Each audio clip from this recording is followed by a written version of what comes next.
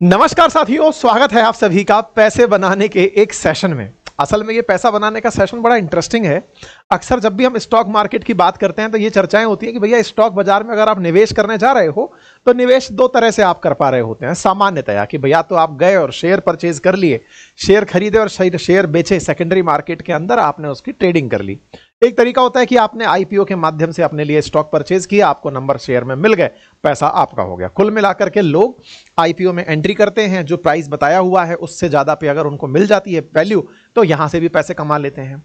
ऐसे में आपने अगर शेयर बाजार में पैसा कमाने का ये दो विधान समझ रखा है तो एक बड़ा ही इंटरेस्टिंग वाकया आज मैं आपको बताने जा रहा हूं, जिसे जानने के बाद संभवतः हैरानी आपको पकड़ लेगी। और वो हैरानी इस बात की है कि जहां आप निवेश करते हैं, निवेश से रिटर्न आते हैं। मान लीजिए कि आपने एक्स अमाउंट लगा के वाई कंपनी के जेड शेयर खरीद लिए, इतने रुपए में इतने शेयर मिले, ये तो शेयर की बात हो गई। लेकिन अब सवाल यह है कि कंपनी के शेयर मिलते हैं स्टॉक एक्सचेंज से। कोई कंपनी अगर स्टॉक एक्सचेंज में लिस्टेड ही नहीं हुई है और उसके बावजूद भी उसके शेयर्स बिक रहे हैं, नंबर एक। और नंबर दूसरा, स्टॉक एक्सचेंज में बिना लिस्ट हुए शेयर इतने बिके कि वो देश की सबसे बड़ी अनलिस्टेड कंपनी बन गई, पब्लिक होने से पहले या लिस्टेड होने से पहले ही अपने शेयर बेचने वाली। और इंपॉर्टेंट बात, उसने अपने शेयर प्राइसेस में बिना लिस्ट हुए जो इजाफा देखा है वो बाजार में इस समय चर्चा का विषय बना हुआ है।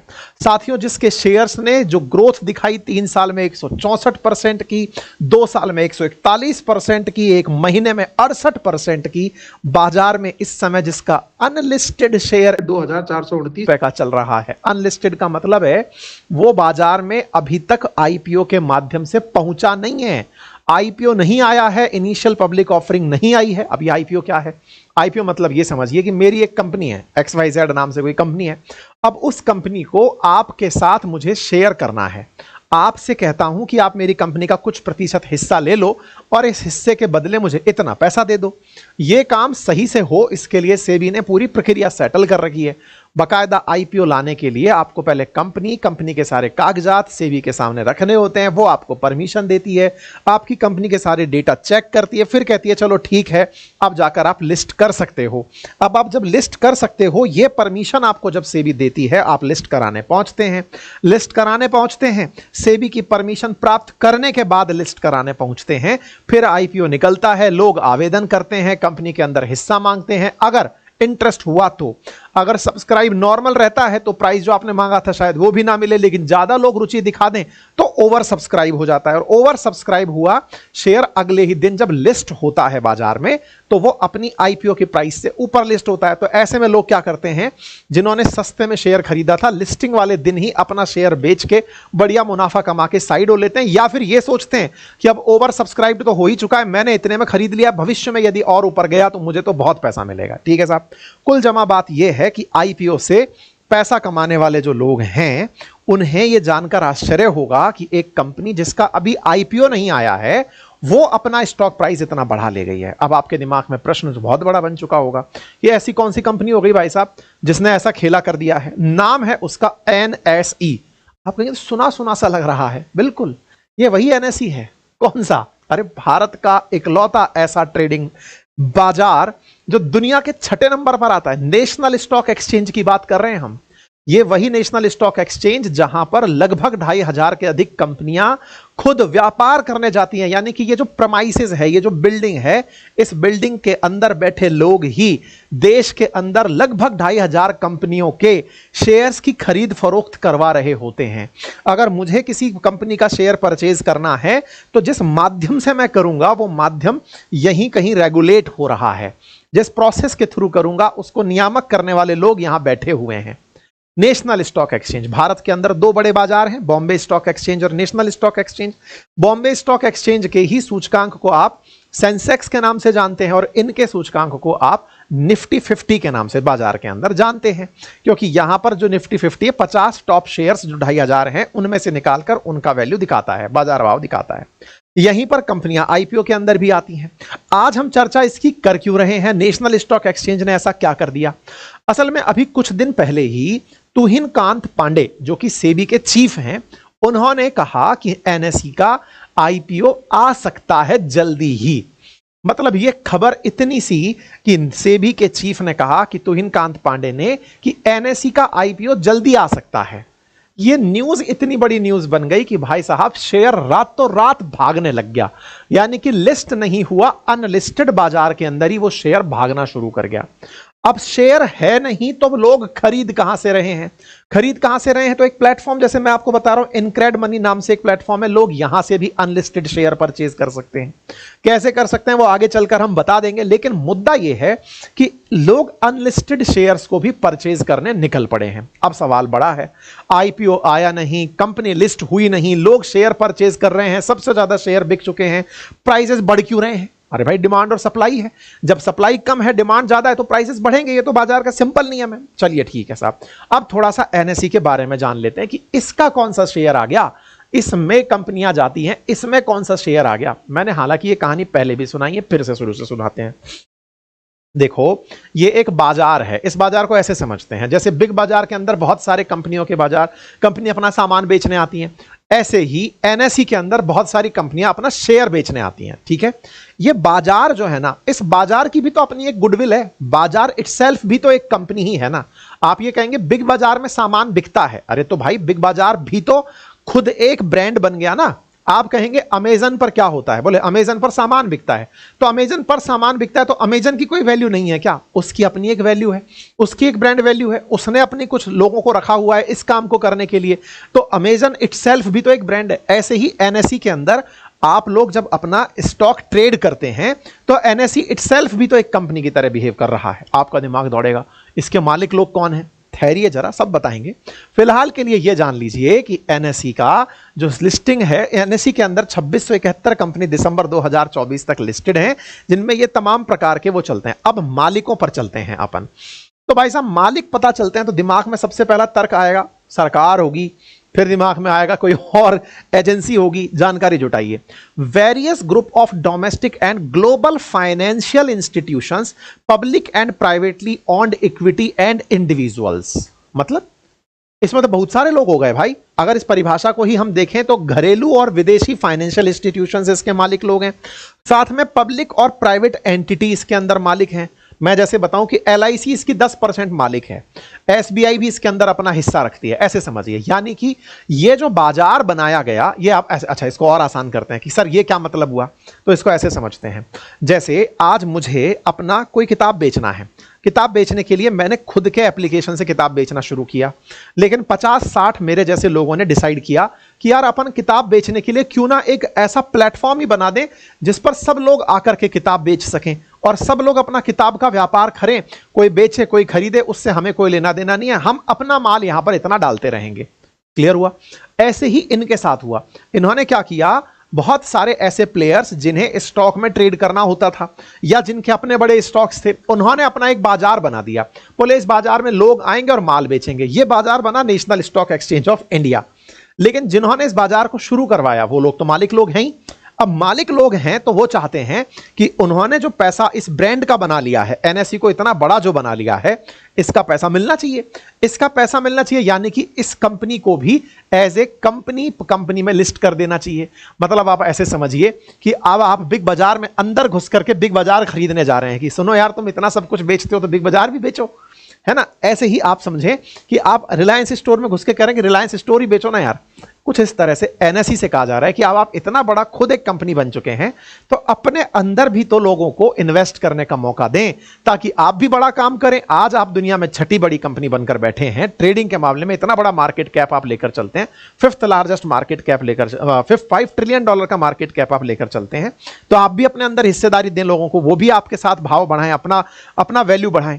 तो इसी को ही आईपीओ लाने का विधान कहा गया। ठीक है साहब, अब आप पूछेंगे तो एक बात बताइए, बॉम्बे स्टॉक एक्सचेंज 1875 से चला आ रहा है, मतलब भारत में शेयर बाजार पुराना है, फिर इसकी जरूरत क्या पड़ी? इसकी कहानी ऐसे समझते हैं। पहले क्या होता था ना कि अगर आपको किसी कंपनी का हिस्सा चाहिए तो आप क्या करते थे, उस कंपनी का हिस्सा फिजिकली लेते थे। फिजिकली से मतलब हुआ उस कंपनी के हिस्से को परचेज करने के लिए आपको कागजों का आदान प्रदान करना पड़ता था, शेयर्स कागजों में आते थे। ठीक है, बाद में इन शेयर्स के लिए आपको इलेक्ट्रॉनिक माध्यम दे दिया गया कि इलेक्ट्रॉनिकली डीमैट अकाउंट के माध्यम से आप अपने शेयर खरीद लें और बेच लें। अच्छा, इस काम को इलेक्ट्रॉनिकली करने के लिए नेशनल स्टॉक एक्सचेंज नाम का एक बाजार शुरू हुआ। एक तरह से ये समझिए, मतलब ये वो बाजार था जहां पर आपको बिना शरीर के साथ गए, सीधे ही शरीर जाए बिना आप ऑनलाइन अपना शेयर परचेज कर सकते थे। आज जो बहुत सारे लोग डीमैट अकाउंट से जो शेयर परचेज करते हैं, उसका एक तरह से समझिए कि पाथफाइंडर यही है, पायनियर यही है। ठीक है, इन्होंने आज के समय पे 11 करोड़ से अधिक लोगों को शेयर खरीदने बेचने का काम केवल ऑनलाइन करवा दिया है। तो नेशनल स्टॉक एक्सचेंज वो है जहां इलेक्ट्रॉनिकली आप शेयर खरीद बेच रहे हैं। अब आप पूछेंगे ये तो बहुत अच्छी चीज हो गई, अब इसका क्या मतलब निकले? इसका मतलब यह निकला कि एनएसई जिसने बाजार के अंदर लोगों को इलेक्ट्रॉनिक ट्रेडिंग सुविधा दी, ये लोगों के लिए अचानक किसी क्रांति से कम नहीं था। ये क्रांति गजब गजब क्रांति हुई। लोग यहां पर तमाम प्रकार के डेरिवेटिव्स की खरीद फरोख्त करने लगे। फिर यहां पर इन्होंने फ्यूचर एंड ऑप्शंस में भी काम करना शुरू कर दिया कि शेयर ही मत खरीदो, शेयर खरीदने के साथ साथ अगर आपको लगता है कि शेयर खरीदने के पैसे नहीं है तो उसका फ्यूचर खरीद लो, उसके ऑप्शंस खरीद लो, कॉल ऑप्शन ले लो, पुट ऑप्शन ले लो, ऑप्शंस में ट्रेड कर लो। तो मतलब इन्होंने स्टॉक के अलावा फ्यूचर एंड ऑप्शंस में भी 2000 से काम करना शुरू कर दिया। इससे बाजार और तेजी से ग्रो होने लगा। मतलब हालत यह हो गई कि इन्होंने दैनिक कारोबार 18 बिलियन डॉलर तक का पहुंचा दिया। मतलब बाजार के अंदर निवेश नहीं कर रहे आप, मतलब शेयर भी नहीं खरीद रहे, तो भी आप बाजार में ट्रेडिंग कर रहे हैं। ऐसा करते करते इन्होंने विदेशी कंपनियों के भी इक्विटी स्टॉक्स को अपने यहां पर खरीदना बेचना शुरू करवा दिया।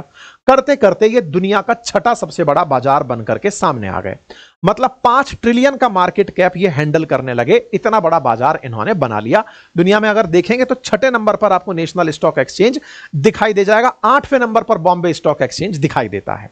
माइलस्टोन पर माइलस्टोन अचीव करते चले गए। मतलब आप देखें, जब से बने हैं तब से लेकर के अब तक ये लगातार अपनी उपलब्धियों के अंदर कारनामे पे कारनामे, कारनामे पे कारनामे करते चले जा रहे हैं। इनोवेशंस को जगह देते चले जा रहे हैं कि साहब हमको तो काम करना है, काम बड़ा करना है। हद तो यह हो गई कि इन्होंने दुनिया का सबसे बड़ा डेरिवेटिव एक्सचेंज का मतलब रिकॉर्ड ही बना लिया। Largest derivative exchange in term of contract traded, मतलब एक दिन में जो ट्रेड हुए 2024 में, उसका इन्होंने रिकॉर्ड ही बना लिया। NSE break world record for highest single day transactions, ये इन्होंने एक विश्व रिकॉर्ड 5 जून 2024 को बना लिया। कोई बात नहीं साहब, लोगों ने बढ़िया ट्रेड किया यहां पर। और आज भी आप देखते हैं ना, डीमैट अकाउंट के थ्रू जो लोग, जैसे एंजल वन के थ्रू अगर आपने किसी ने बना रखा है तो आप वहां से ट्रेडिंग जो कर रहे हैं, भले ही स्टॉक आपने नहीं लिया लेकिन इंट्राडे ट्रेड कर रहे हैं, वो करने का जो विधान है ना, वो नेशनल स्टॉक एक्सचेंज के द्वारा किया गया कार्य था। ठीक है साहब, चलो साहब, बढ़िया से ये काम होता गया, बढ़िया बाजार बनता चला गया, सब कुछ होता चला गया। फिर लोगों ने कहा कि जब आप इतना ही सब कुछ कर लिए हो तो अपना आईपीओ भी ले आओ, क्योंकि हम भी चाहते हैं कि आप में हिस्सेदारी लें। जिन्होंने शुरू किया था सारा क्रेडिट उन्हीं को क्यों मिले? तो आईपीओ की जिद मचने लगी, आईपीओ की खबर आना शुरू हुई। 2016 में पहली बार खबर आई कि सुनो भाई, अब नेशनल स्टॉक एक्सचेंज भी अपना आईपीओ ला रहा है और जल्दी ही उसकी लिस्टिंग होने वाली है। और ये 2016 की बड़ी खबरों में से एक थी। मतलब लोग ये मान रहे थे कि $1.5 बिलियन का आईपीओ आएगा जब नेशनल स्टॉक एक्सचेंज का आईपीओ आएगा। $1.5 बिलियन का आईपीओ, न्यूज बन रही थी 2016 में, सब कुछ सही चल रहा था। लेकिन जब सब सही चल रहा था, उसी समय उड़ते हवाई जहाज में आकर कोई पक्षी टकरा गया। अचानक एक खबर बाहर आती है कि नेशनल स्टॉक एक्सचेंज में स्कैम हो गया है। स्कैम हो गया है। अब लोगों को लगा क्या हुआ भाई, मैंने जो शेयर खरीदे थे डीमैट के थ्रू, कहीं वो फर्जी में तो नहीं चलेगा? नहीं नहीं, आपके शेयर को कुछ नहीं हुआ था। वो जो ट्रेड कर रहे थे ना फ्यूचर एंड ऑप्शंस के अंदर, इंट्राडे ट्रेड्स कर रहे थे, जहां पर आपको पता चलता था कब कॉल लेना है, कब पुट लेना है। जो लोग बाजार के अंदर ट्रेड करने के लिए इन्वॉल्व थे, उनके लिए सूचनाओं की कीमत बहुत थी।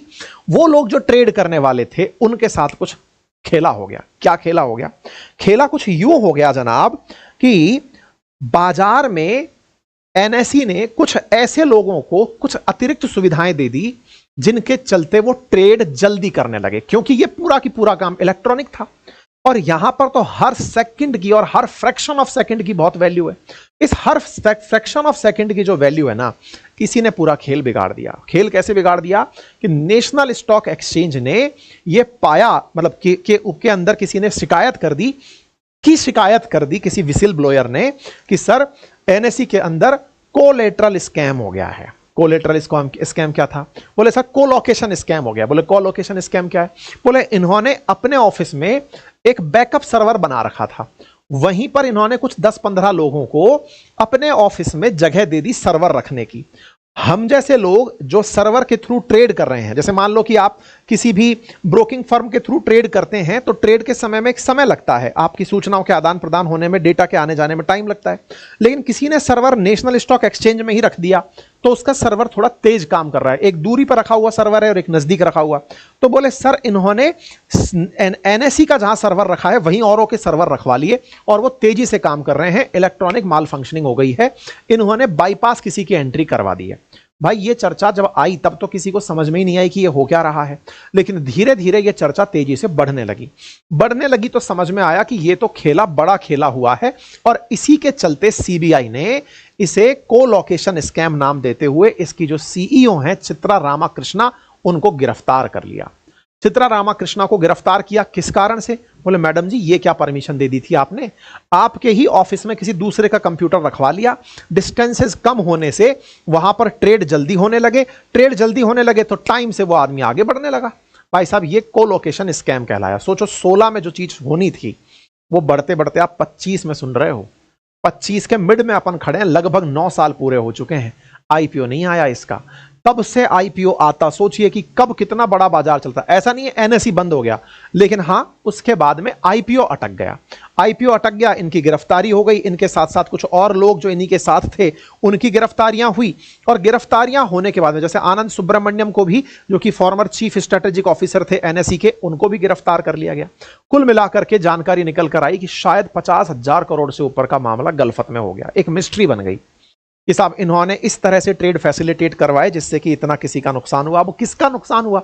जैसे मान लो कि मेरा नुकसान क्या है कि मैं ट्रेड ले रहा था, मुझसे पहले किसी को अंदर की सूचना पता चल गई थी। ये वैसे ही आप आसान भाषा में ऐसे समझें कि आपको प्लेग्राउंड में बैठा कोई आदमी फोन पर बता रहा है कि इस खिलाड़ी ने छक्का मार दिया है, आप टीवी से देख करके सट्टा लगा रहे थे, टीवी से देखकर लगा रहे थे कि हाँ भाई छक्का पड़ गया है, इसका पैसा मिलेगा, और कोई आपको पहले बता दिया है छक्का लग गया, पैसे ले ले, इसके पैसे ले ले, 6 है, ये 6 है, 6 वालों के उसने खट से पैसे उठा लिए और पैसा माला माल हो गया। तो जिस तरह से जो ये सटोरिया बाजार चलता है ना, चाहे वो ग्रे मार्केट में चल रहा है लेकिन चल तो रहा ही है, एग्जैक्टली ऐसे ही जो ट्रेडिंग था, इस ट्रेडिंग का जो ग्रे बाजार था वो बन गया था कि यहां पर ट्रेड होने से पहले ही इंटरनल सूचनाएं पता चल जा रही थी कि यार मामला खेला हो गया भाई। अंदर से बता दिया कि भाई ये इतने पे उठ रहा है, इसके अंदर शेयर परचेज कर लो, परचेज कर लिया, आप बाहर बैठे बैठे अपना पैसा गंवा दिए। कुछ इस तरह का खेला यहां पर हुआ, ठीक है। लेकिन कुल मिलाकर के इसमें नुकसान आम आदमी का हो रहा था, सरकार को तो पता ही नहीं था कि चल क्या रहा है ना। अब ये सारी चीजें बढ़ती गई। 2024 में जाकर फिर से एनएसई ने सेबी से कहा कि सर जिनको गिरफ्तार होना था गिरफ्तार हो लिए, जिनको जांच होनी थी जांच हो ली, अब हमको अपना आईपीओ ले आन दो। भाई जिसकी गिरफ्तारी होनी थी हो गई, जांच करना था जांच कर दिया, एनएसई ने काम करना थोड़ी बंद किया, अब आप हमको आगे बढ़ने दो। सेबी ने फिर इनकी जांच बंद करी और जांच बंद करके इनसे कहा कि ठीक है अब हम जांच बंद कर रहे हैं। 2024 के सितंबर में इनकी जांच बंद हुई और कहा कि ठीक है आप आईपीओ के लिए एग्री हैं, आप जा सकते हैं। आईपीओ से पूर्व अक्टूबर 2024 में एनएसई के ऊपर 643 करोड़ रुपए की पेनल्टी लगाई गई। उस समय माधवीपुरी पुज जो है वो हुआ करती थी सेबी की चीफ, इनके ऊपर मतलब बढ़िया से इनके ऊपर पेनल्टी लगाई गई कि आप इतना पेमेंट करिए, और पेमेंट करके, क्योंकि गलती तो आपसे भी हुई है, और आगे बढ़िए। इसको कंपनी की तरह ट्रीट किया जा रहा था। सेबी में फिर मार्च 2025 में नए चीफ आते हैं, तुहिन कांत पांडे। अच्छा, माधवीपुरी बुच जब चली जाती हैं उनके बाद तुहिन कांत पांडे आते हैं, तो अब उनसे उम्मीद होती है कि सर एनएसई के आईपीओ को आने की परमिशन दे दो। तो जब तुहिन कांत पांडे आते हैं तो इस बीच में न्यूज चलने लगती हैं कि पता नहीं अब आईपीओ आएगा कि नहीं आएगा। अभी से 3 दिन पहले तुहिन कांत पांडे जी ने एक प्रेस कॉन्फ्रेंस कहिए या फिर किसी पत्रकार वार्ता कहिए, वहां पर यह न्यूज ब्रेक कर दी कि हां एनएसई का आईपीओ जल्दी ही आ सकता है। इन्होंने कहा कि all I can say is that all the outstanding issue will be resolved and we will move forward, can't give you the timeline but I think we should soon be doing it. Pandey said at an event in Delhi, he added that regulator and NSE are collaborating closely to address the concern. मैं तारीख तो नहीं बता सकता, लेकिन हाँ हम लोग काम कर रहे हैं। बस ये न्यूज बन जाती है कमिंग सून की। कमिंग सून की बात जैसे ही आती है फिर से वो लोग हरे हो जाते हैं। जिन्होंने 2016 में पैसे लगाए होंगे, सोचे होंगे कि हम पैसा लगाएंगे, वो फिर से आ जाते हैं कि अब तो इसका आईपीओ आ रहा है। और जब $1.5 बिलियन का उस समय की बात हो रही थी, अब तो पता नहीं कितने का आएगा, इतना बड़ा बाजार बना लिया है। तो लोग फिर से चर्चा में शुरू हो गए।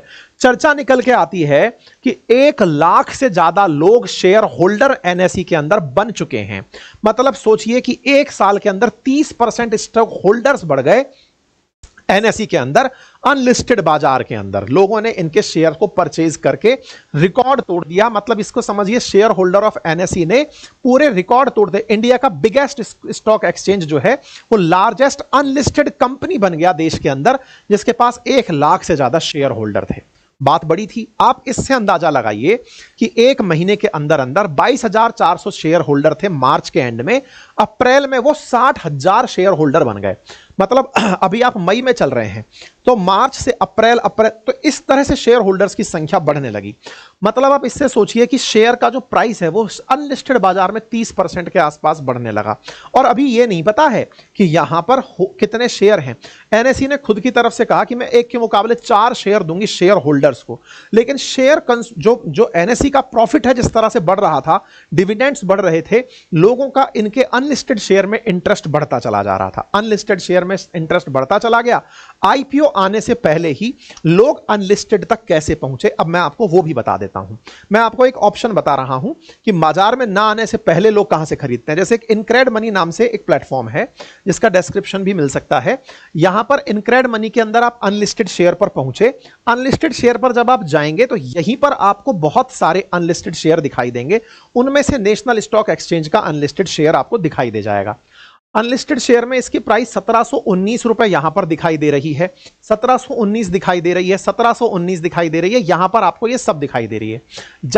जब मेरी टीम ये कंटेंट बना रही थी, कुछ दिन पहले तैयार किया उस समय पर, लेकिन जब लास्ट में मैं इसको रिकॉर्ड करने आया तो ये अनलिस्टेड शेयर बढ़ करके 2,429 रुपए पहुंच गया। मतलब 1700 की प्राइस कटिंग तो हमारे पास है। अब ये 2,429 पर इस समय ट्रेड हो रहा है कि इसने किस तरह से प्राइस बढ़ाए हैं। ठीक है, तो कुल मिलाकर के लोग यहां से अनलिस्टेड शेयर परचेज कर रहे हैं। आप चाहें तो उसकी और डिटेल पढ़ सकते हैं। इसके अंदर बोर्ड ऑफ डायरेक्टर्स कौन है, कैसे कैसे हैं लोग यहां पर शेयर परचेज करने के लिए जा रहे हैं। अगर आप इंटरेस्ट रखते हैं तो आप यहां से अनलिस्टेड शेयर परचेज कर सकते हैं। इसके अंदर कौन कौन शेयर होल्डर्स हैं? एलआईसी है, अरंधा इन्वेस्टमेंट है, स्टॉक होल्डिंग कॉर्पोरेशन है, एसबीआई कैपिटल है, वेरासिटी इन्वेस्टमेंट है। ये तमाम प्रकार के शेयर होल्डर्स यहां पर काम कर रहे हैं। ठीक है, तो इनक्रेड मनी से जाकर के आप इसको ले सकते हैं। लेकिन मैं फिर भी एक लाइन कहूंगा कि अब अनलिस्टेड शेयर के बारे में जैसे ही आपने सुना कि यार फिर तो ये बेहतरीन ऑफर है, जाइए और साके पैसे, देखो ये फिर से आपके रिसर्च का पार्ट है। रिसर्च का पार्ट क्यों है? 2016 में भी हुआ था ऐसा, अब फिर से चर्चा हो रही है। क्या चीजें हैं इसके बारे में कोई श्योरिटी नहीं दे सकता। इन्वेस्टमेंट आपका है, इसलिए रिसर्च भी आपकी प्रॉपर होनी चाहिए, क्योंकि निवेश आपके अपने जोखिमों से जुड़ा हुआ है। आप किस तरह का अपना वो कर सकते हैं, किसी के कहने से आप अपना डिसीजन ना बदलें, आप खुद से रिसर्च करें, प्रॉपर जानें। ये आप, हमारा काम आपको बताना है कि क्या चल रहा है बाजार में, आप उसको अपने हिसाब से डील कर सकते हैं। ठीक है, उम्मीद है कि आपको ये कहानी बहुत ही अच्छे से, इंटरेस्टिंग तरीके से समझ में आई होगी। अनलिस्टेड शेयर्स के साथ जो होता है वो क्या है कि जब ये आईपीओ आता है ना, उस समय आप इन शेयर को नहीं बेच पाते। कंपनी कई बार उस पर एक लॉक इन लगाकर चलती है कि जैसे ही आईपीओ आएगा 6 महीने तक आप नहीं बेचोगे। ऐसे तो हर आदमी अनलिस्टेड खरीद लेगा, तो कुछ 6 महीने का, कभी 8 महीने का, वो उनकी नॉर्म्स में लिखा होता है, आप जाकर देख लीजिएगा। फिर उसके बाद आप इन्हें बेच सकते हैं। कंपनी खुद की सिक्योरिटी इसमें रखती है। ठीक है, बाकी फिलहाल के लिए इतना ही। थैंक यू सो मच, अपना ख्याल रखें।